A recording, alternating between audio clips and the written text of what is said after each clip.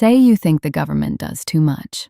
Sooner or later, someone hands you the question that's supposed to end the conversation. Oh yeah? Who will build the roads?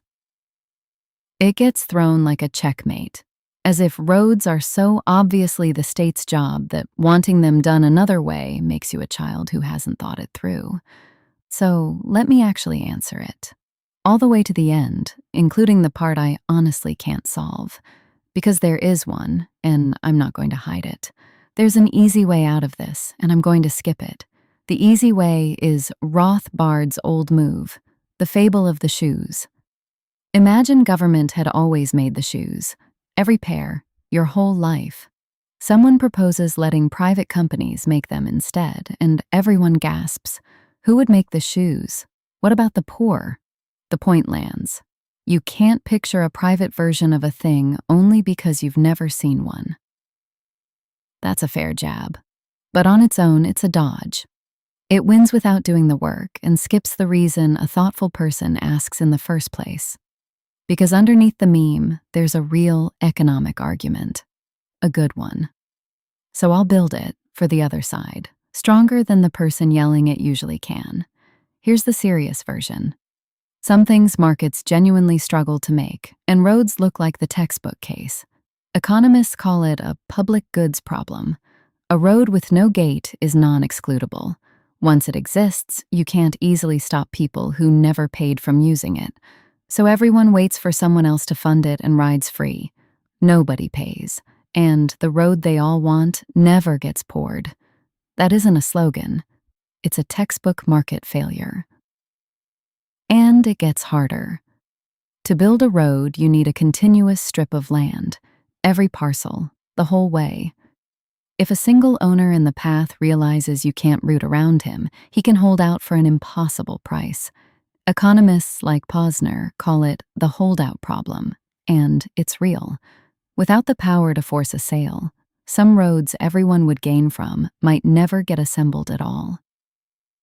And one more. Where the land fits only one highway between two mountains, that road is a natural monopoly. One owner, no competitor, free to gouge. Put the three together, free riding, holdouts, monopoly, and you have the strongest case anyone can make that roads are the one thing a market can't be trusted with. That's the question, honestly stated. Now, the answer. The answer is that private roads are not a thought experiment. They're history. A lot of it. Start in Britain. For most of the 1700s and 1800s, the main roads were run by turnpike trusts, local bodies that borrowed money, built and kept up a stretch of road, and took a toll at the gate.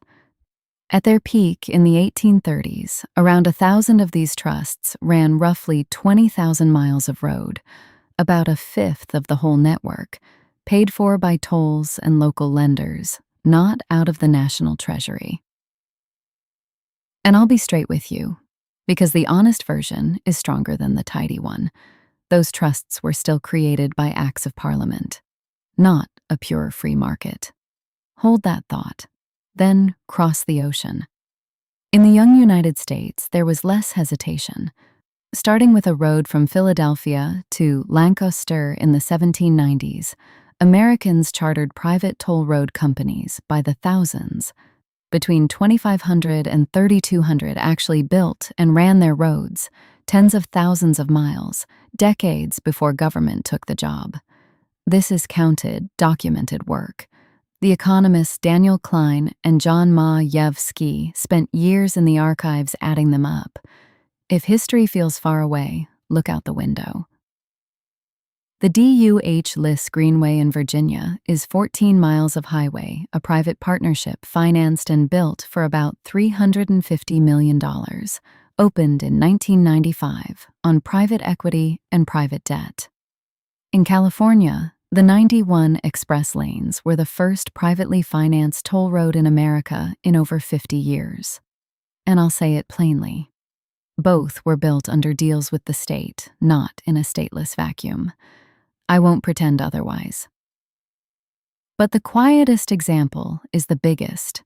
Millions of people already live on private streets, roads a developer laid that a homeowners association keeps up, paid for by the people who use them, with no city hall in the loop. David Friedman made this point decades ago. The developer who builds the houses, builds the streets, and sells you both. And here's the fact that should bother everyone, whatever you believe. You think you pay for roads at the pump. Not really. Gas taxes, vehicle fees, and tolls together cover only about half the cost of America's roads. The rest is general tax money, pulled from people whether they drive or not. The Federal Highway Fund itself stopped breaking even in 2001. And since 2008, Congress has quietly patched it with about $275 billion of general revenue.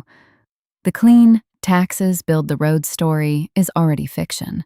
We fund roads today with a tangled mix of tolls, fees, debt, and shuffled money. So here's what I owe you. The part videos like this skip. And the first to admit it is the man who argued the whole case. David Friedman, who wrote The Machinery of Freedom, never pretends roads are easy. He files them under the genuinely hard problems. Difficult, he says, but soluble. So here's the hard part, honestly. 3 corners, and I won't paper over any of them. First, the city that already exists. Building private streets into a new development is easy. It happens every day. Taking the tangle of streets in a city that's already there, untollable, everywhere, used by everyone, and handing it cleanly to private owners is a different thing entirely. Nobody has really done it. Second, that holdout problem doesn't just vanish.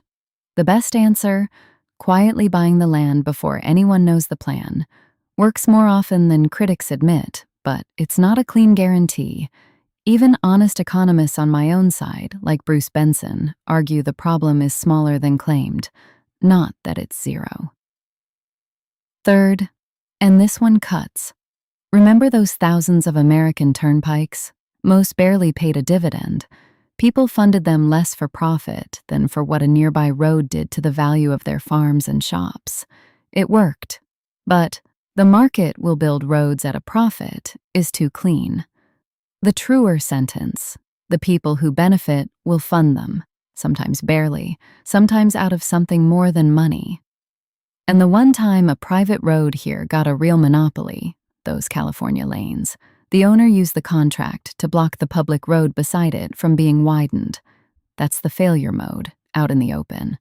So here's the claim, and nothing bigger. Not that roads are easy, only that who will build the roads is not the checkmate it gets thrown as. Building them, funding them, running them, keeping them up. Each of those has been done privately, at scale, in the past and right now. What's actually left unsolved is narrow, retrofitting the old city grid and assembling new land without force. That's a real problem. It is not the same word as impossible. That's where I've landed. The meme survives on one thing, that most people have never been shown the turnpike, or the toll road, or the private street they already drive on every day. So here's my honest ask, and I mean it as a real question, not a taunt. Don't tell me private roads would be hard. I just spent 6 minutes agreeing with you. Show me the road that could only ever have been built by a government. Not harder without one. Impossible without one. Point to it, and I'll change my mind. I mean that. I genuinely like to see it. I'm Anarcho Voice.